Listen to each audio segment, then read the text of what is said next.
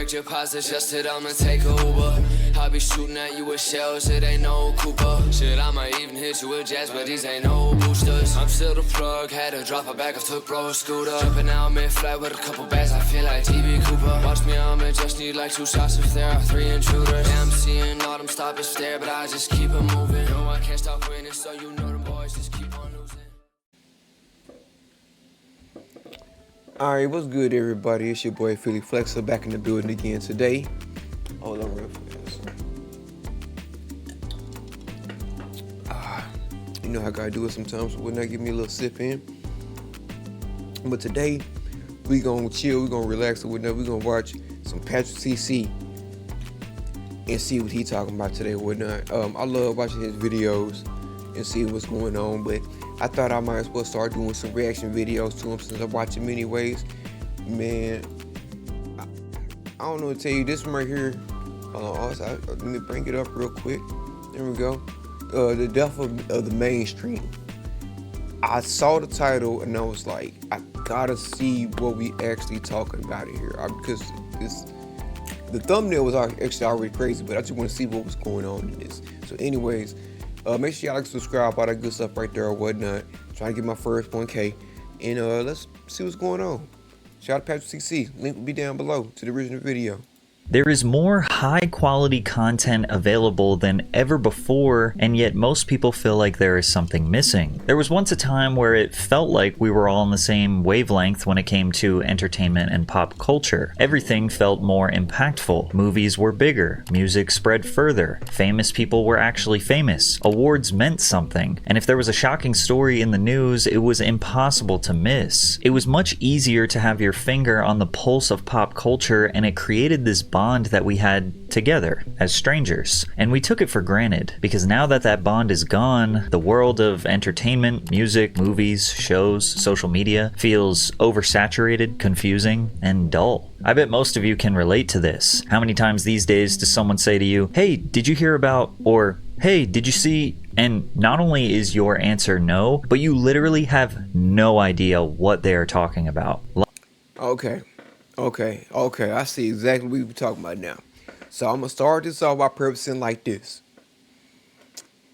I didn't know anything about the MCU until probably about a week or two ago, because I had more time on my hands. My son's been gone for the summer, and I binge watched all the MCU movies in chronological order, not the year they came out. You know what I'm saying? Like in the order they were supposed to be seen in. Or whatnot, and that's when I finally did it, because my best friend, he is a big MCU guy, and he has nobody else to talk to it about it, and so he's like, "Can you just please just watch these movies so I can have somebody to talk to somebody this about?" That's my one thing right there. Is there anything else other than that? It's like other little sitcoms and stuff like that, but I'm usually caught up with a lot of stuff or whatnot. Only thing I do is really, if I'm not working or playing with my son, I'm just in front of the computer just consuming shit. Pause. So, I don't know. I'll think about it as stuff comes up. Life wasn't always like that. What we are missing today, but yeah, and for the past few years, is a monoculture, which is essentially one culture that all Americans are connected to. Sometimes I even call it the death of mainstream, because nothing really feels mainstream anymore. Every decade had their own version of monoculture that was seemingly easily defined. But what will define the 2020s? Monoculture is dead. And for anyone watching this that's like a teenager or younger, it means nothing because they can't relate to that experience. But literally anyone older than that remembers their version of monoculture and probably misses it because it represents a much more simple time. Every generation before Gen Alpha had limited options for entertainment, and they thought it was a burden, flipping through TV channels saying, "Oh, there's nothing to watch." But now our options are infinite. 3.7 million YouTube videos uploaded every day, one streaming service with every song ever made, and 100,000 new songs being uploaded every day, dozens of subscription services with thousands of movies and TV shows, a literal endless singular feed of short form videos that one can spend hours without realizing the time has passed. And despite having access to all of this content, a lot of us feel bored and disconnected from each other. Well, today, that's what I was finna say right there. And I'm gonna tell you what I found about people saying that they're bored. I'm gonna tell you one thing that me and my son, we both picked up on this habit that we both do. We do not, if we say, oh, there's nothing to watch, what's the first thing we do? We will play something again. Now I mean a video game. Well, I mean we will do that with video games, but we will watch our favorite video game. Do you know how many times I watched Reincarnated as a Slime? Do you know how many times I watched The Walking Dead? Do you know how many times I have watched just go back and watch Martin again? Now I can go back to my older age, wouldn't I? How many times I watched Martin, Fresh Prince, Seinfeld, Jamie Foxx show, all those old movies. I pull up just old movies and be like, here, just put it on. There's nothing to watch. There's a million things to watch. Half the time I would not just go back and just watch some of your old stuff or whatnot that you like to watch. You're always looking for that something new, something fresh, refreshing or whatnot. And that's why you say you're bored. It's nothing new for me to watch. Because I've caught myself in that sometimes where I'm scared of scrolling through YouTube and I'm like, it's not really no videos that interest me right now. And then what I do, I go to Crunchyroll and I, you know what I'm saying, and I turn on Overlord. What you want to do? Today, I want to talk about that feeling.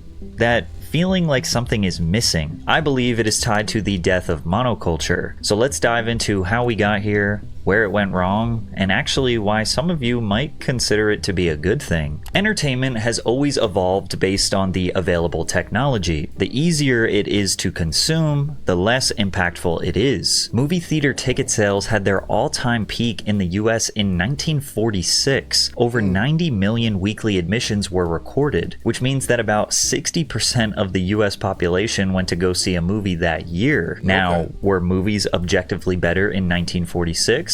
Absolutely not. There were just less of them, and less entertainment overall. The introduction of the television likely slowed down movie ticket sales, but opened up a whole new opportunity for entertainment. Cartoons, sitcoms, and of course, ads for someone to tell you what happened the next day. Or even worse, you had to read this book called the TV Guide to figure out when they were going to air a rerun. Plus, there were only a few channels, so competition for attention was fierce, but that also meant that millions of people were watching the same thing at the same time. With most households operating on 9-to-5 work schedules, the only time carved out to entertain yourself was between 7 and 10. This was known as prime time, and that's when the few good shows were on. Families watched the same things together, and a new episode airing at 8 p.m. on a weeknight could dominate school hallways and office break rooms the next day. Worst case scenario, you could stay up for late night television where Letterman would catch you up on all your pop culture news. We were connected as humans, kind of operating on the same wavelength, and the entertainment added to our humanity. That is, unless you were entirely disinterested from the few available shows and movies, then you had no other options, your life sucked, and you were looking for other forms of entertainment like heroin.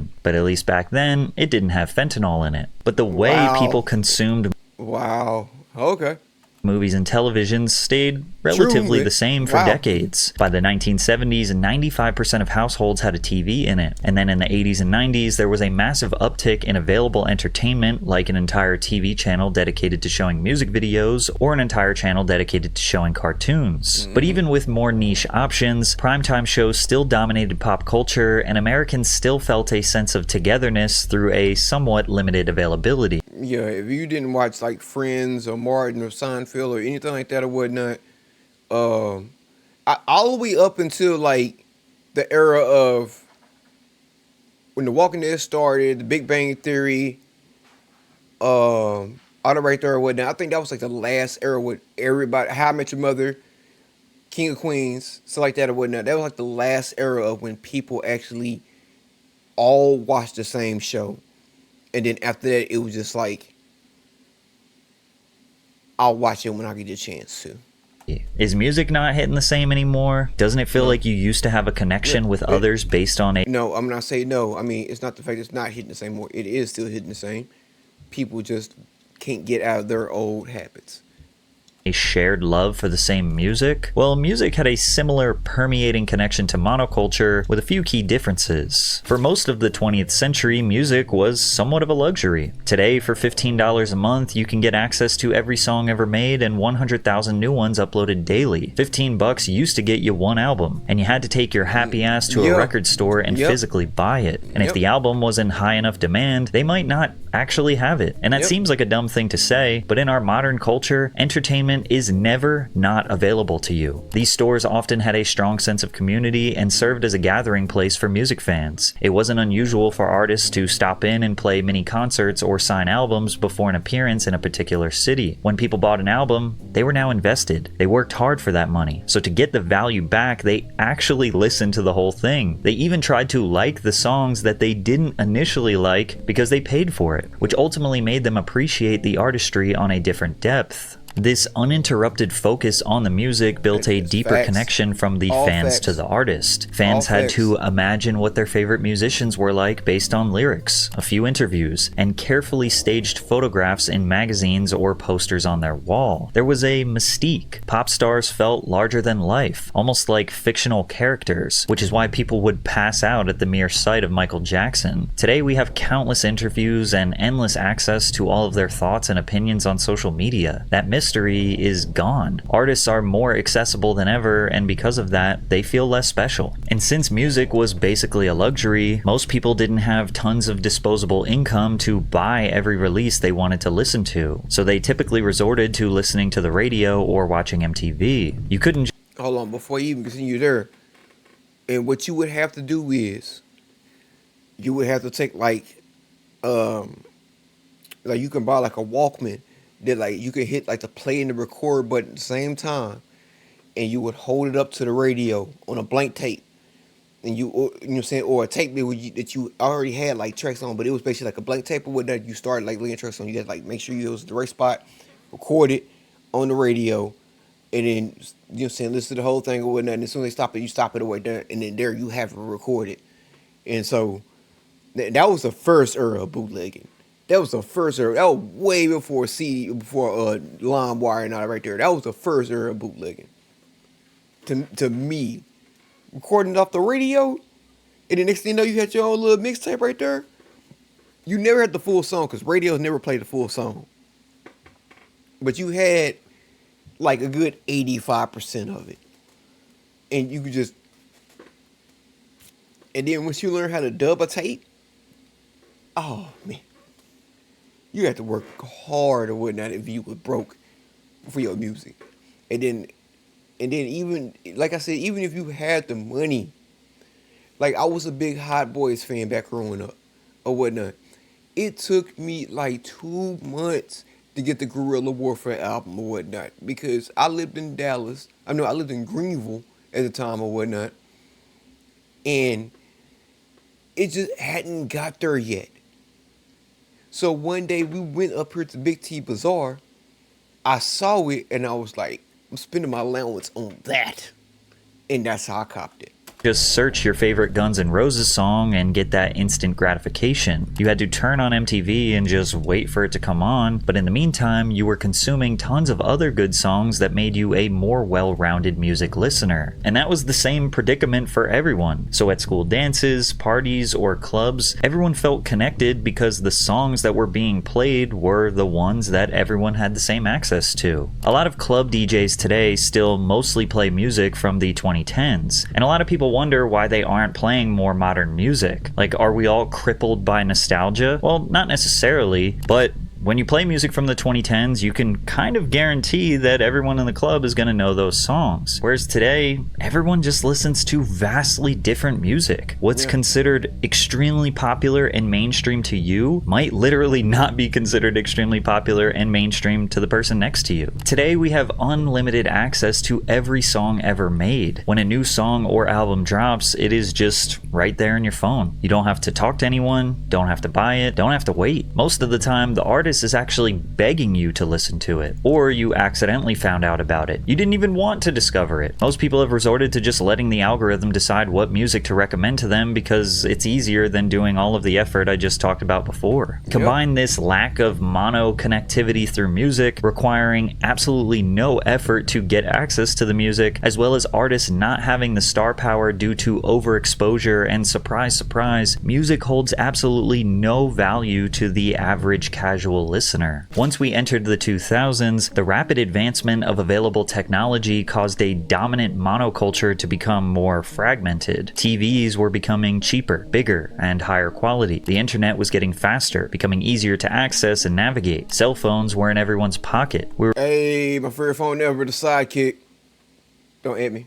We're becoming more connected than ever, but we didn't realize it was actually going to drive us further apart. In my opinion, 2000 to 2010 was a great sweet spot for pop culture. I would describe today's culture as everything all at once, and the early 2000s was the same, but it was slightly more manageable. Let's start simple. Movies. Here's a graph of every movie released per year around the world. You can see the quantity of movies released remained relatively the same from the early 1970s to the late 1990s, and it just started slowly ramping up in the 2000s before it exponentially exploded. Back then, there was a rhythm to it all. You'd get 2 or 3 massive blockbusters every summer, movies like Spider-Man, Pirates of the Caribbean, or The Dark Knight, which dominated culture for weeks. As fall and winter rolled in, you'd see smaller budget, more experimental, or just simple films rise to the surface. Movies like Eternal Sunshine of the Spotless Mind, Little Miss Sunshine, Juno, and Requiem for a Dream.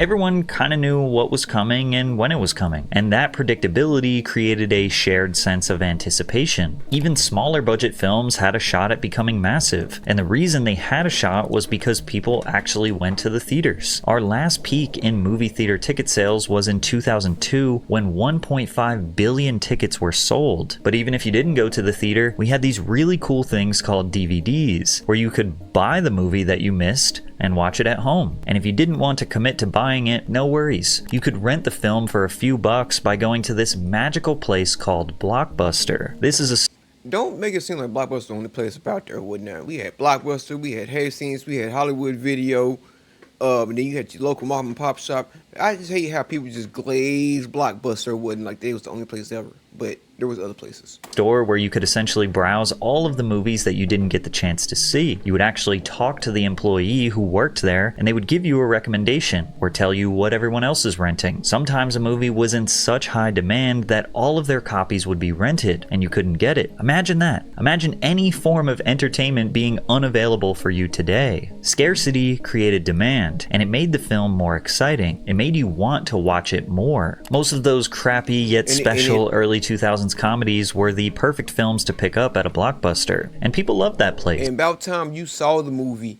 nobody had spoiled it for you because not enough people had seen it. So nobody's bringing it up to you like, hey, have you seen such and such? The company, if they do, they'd be like, oh, here, borrow this movie.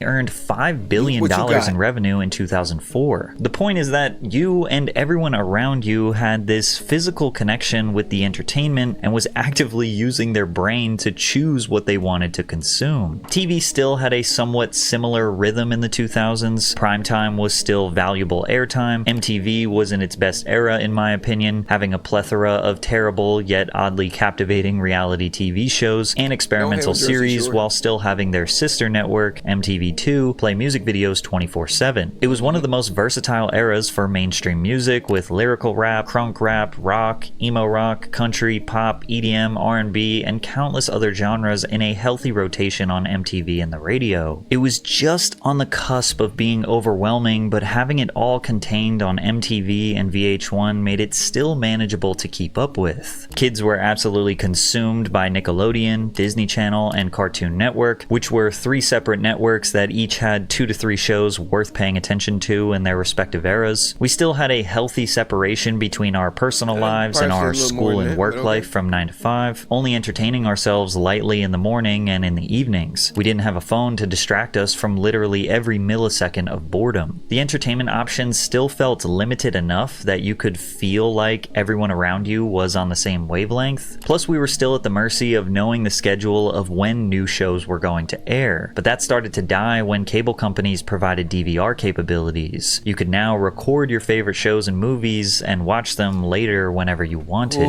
This was the beginning of the streaming service era takeover that so many people today loathe. Today, you may feel like you are not as connected to the... Yeah, now that I think about it, that was a luxury back then and whatnot, to be able to record your shit and come back and watch it. And now, here you go, whatnot. It's like, it's automatically there. You ain't got to record nothing. I haven't had to record nothing outside of a video that I do on YouTube or whatnot. Just 2014, 2012, 2011, I don't even know. Culture because 1, less people are going to the theaters, and since Netflix. 2, the DVD and TV business has been demolished by streaming services like Netflix, Hulu, HBO Max, etc. Being able to stream anything, anywhere, anytime, all while being alone in your room means there's no anticipation, no excitement, nobody to share the experience with, and therefore no real reason to watch, which is why you simply scroll and scroll through endless choices, waiting for something to magically grab your attention, waiting for something to give you a reason to watch, but it just never happens. On a lighter note, every now and again, we do have a monoculture moment. I think back to the Barbie movie where girls were excited to dress in all pink and drag their boyfriends to the theaters, only for the guys to immediately after drag their girls to see Oppenheimer, where I'm assuming many of them fell asleep. I think back to Squid Games, where it felt like everyone and their mother was blindsided by this dystopian critique of capitalism disguised as a up game show. As far as films go, it feels like it's only every couple of years where there is a moment that we are all in sync, when it used to be literally all year, every year. I can't even remember the last time music had a monoculture moment. I mean, sure, radio is still kind of relevant. TikTok made popular songs more. No, hold on. The last moment is the Kendrick Drake beef. I think that's the last moment where everybody was kind of collective on who's dropping what and what's dropping and blah, blah, blah. I think that's the last moment, but I don't think that's what he's talking about. So, correct me if I'm wrong, but I don't think that's what he's talking about. But that's the last moment where everybody was in tune with what's going on. When my grandmother knows who Drake and Kendrick are and what's going on, that's why I'm like, okay, come on now. More popular, but there's so much music all over the place all the time that I don't even know what anybody's listening to anymore. For TV, Yellowstone, Severance, White Lotus, Love Island, I mean, they are extremely popular, but can we say everyone is watching those shows? Will those shows define this era? I bet there are a ton of you watching that are like, I didn't watch a single one of those shows. The irony of it all is that the death of a unified culture everyone seems to be feeling came with our pursuit to be more connected than ever. But Love Island is getting a lot of love right now. No pun intended.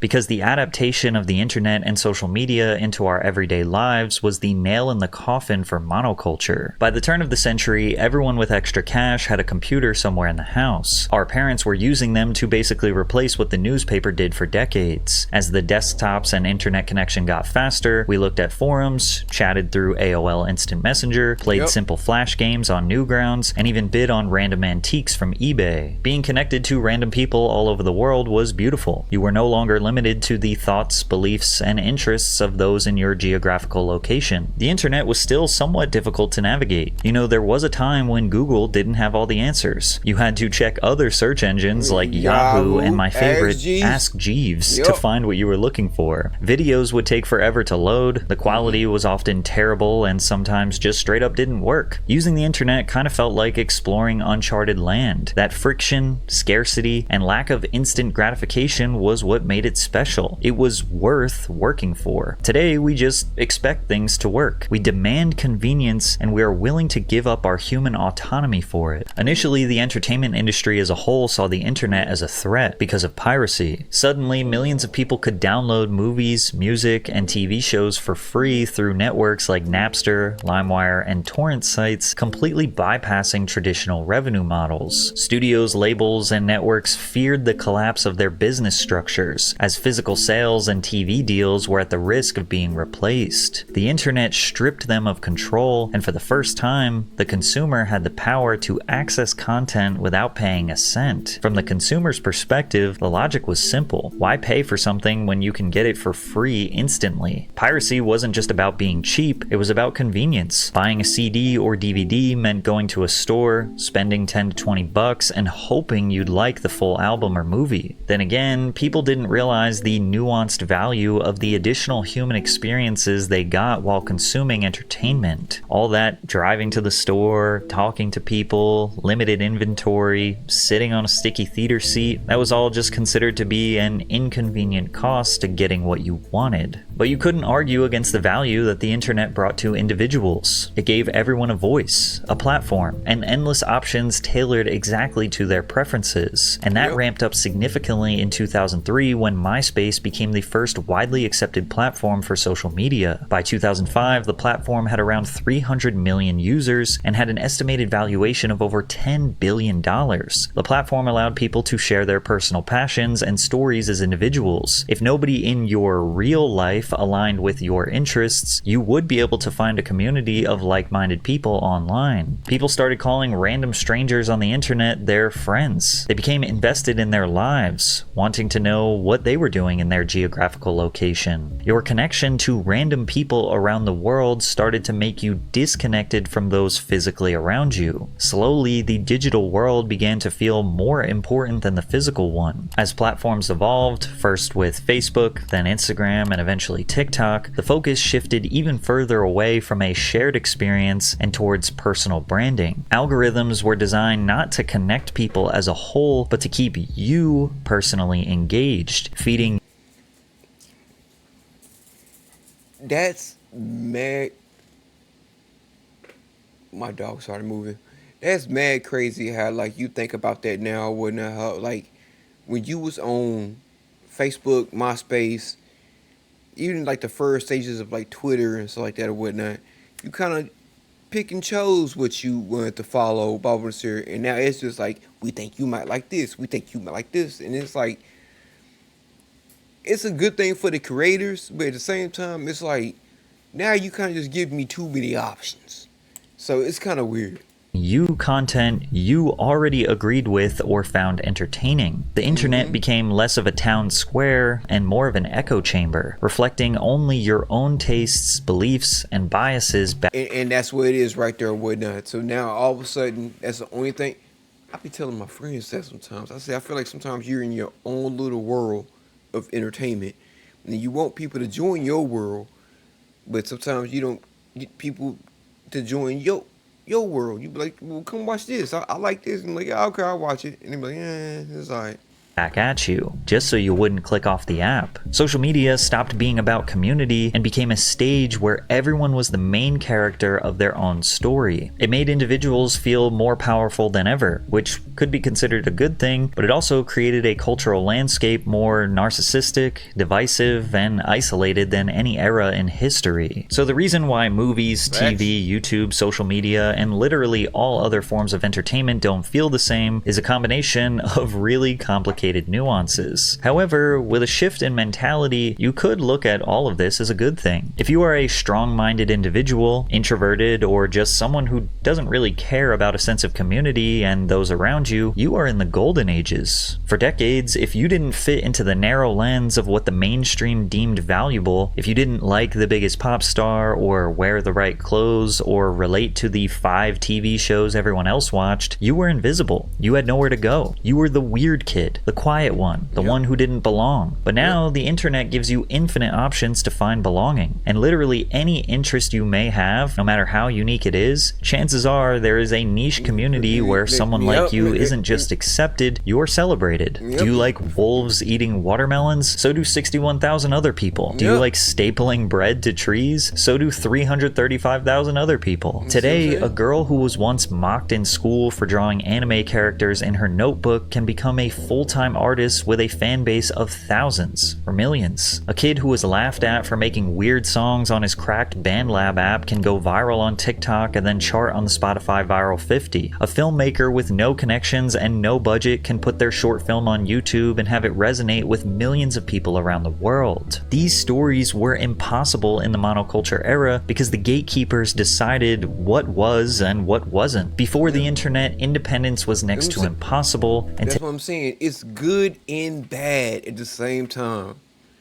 It's good for people who want to be creative and be able to do their thing. It's bad for the consumer or whatnot because it's too many things. So then it's kind of it's good and bad. Today, the gatekeepers have less power than ever. So maybe entertainment feels more chaotic, more overwhelming, and less special. Maybe we are no longer all connected under a simple, easy to navigate monoculture, but there is more opportunity than ever for a small independent creator to get a taste of that success. And for consumers, if you know what your interests are and do not let algorithms decide what you want to watch and are willing to do the tedious task to actively get outside of the echo chamber that these algorithms are trying to hold you in and find that one quality YouTuber or that one underrated Hulu series, then you are probably completely fine with today's entertainment climate. Build your own world. Who cares about community? This is your life. Now, I personally go back and forth on my feelings towards the death of monoculture. I don't personally feel drowned out in content. Since I have terrible movie and TV taste, I will watch just about anything as long as there is a decent premise for the plot. As far as music goes, I am totally willing to put in the grind to find my new favorite artist, and I'm actually one of those annoying people who kind of starts to dislike someone when they get more famous. So I actively look for underrated talent, and Spotify and social media makes that a million times easier and more convenient. But at the same time, I do miss that sense of monoculture. I play a lot of golf, and when I meet new people, I've had countless conversations that lead nowhere because we have absolutely nothing in common due to being stuck in totally different algorithmic echo chambers. Sometimes the golfers don't even watch golf, so I'm just like, how's the weather? And obviously I'm a creator, so I'm benefiting from a system that was created for me to succeed. And because of my feelings going back and forth, my channel is somewhat a reflection of the lack of and yearning for an entertainment monoculture. My YouTube channel is kind of like a 2000s MTV inspired hodgepodge of modern pop culture. Firstly, I'm reliable,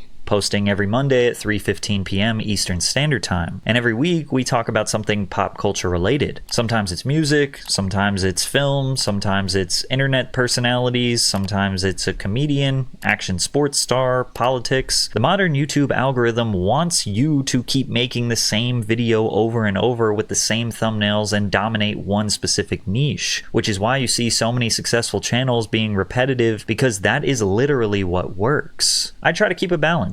And because of that, some videos get more views than others, some videos bomb, but I hope you enjoy me keeping that old early 2000s variety. You can come to my channel to keep you updated with modern pop culture and feel some tiny slice of that monoculture we all used to love. Also, this was kind of a different style of video for my channel. I usually stick to documentaries that are objective and fact-based, but recently I've just kind of been wanting to switch it up a little bit. So I'll be looking at the comments to see what you guys think about this more conceptual or think piece rant type of video. So let me know what you think. Thanks for watching, and I'll see you next Monday. Man, that's a damn video.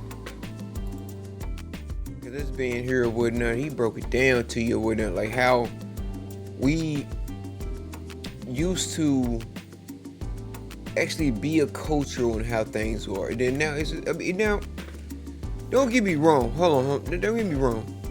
I'm not gonna be that guy. Like back in my day, I do like a lot of things nowadays and whatnot, because like I do like to have my own lane, and like I feel like it's more hold on. It's more convenient for you to be you. Back when I was younger or whatnot, it was hard to really just be you. You couldn't really, you had to fit in that mode, otherwise you wasn't cool. You wasn't one of the people or whatnot. And I feel like a lot of times, like I'm trying to teach my kid now. Hold on. I'm trying to teach my kid now. You got to just be yourself. Don't worry about all the other stuff or whatnot. Don't worry about what he thinks is cool. These kids might play football. You friends with him don't think you gotta play football just because they do. Don't have to play Call of Duty because they do. If you like Fortnite, play Fortnite. That's what I've always said. But back in the day, it was more or less this is all we had. You only had to select options. Nowadays, you have so many options that it's hard for you to really be like, I like the same things y'all like, and we all like the same things in Baltimore here. Even my two best friends, the one thing we like in common is anime. But I like my certain type of anime. Ray likes his certain type of anime. Kev likes his certain type of anime. But we all can talk about anime. And that's why Kev has been like, hey Phil, get into the MCU so I can talk to you about this. Because Ray is kind of like, I'll get into it when I can. You know what I'm saying? But then Ray calls me and talks about like traveling and life and all this right here and whatnot. Because Kevin don't really want to hear all that right now and whatnot. So Ray will call me about this and we'll talk about all that stuff right there. And that's like, it's a triangle type thing. Kind of gotta just know where you at, man. Anyways, it's your boy Philly Flexer. Y'all boys be easy. You know what I'm saying? I'll see y'all in the next one. Deuces.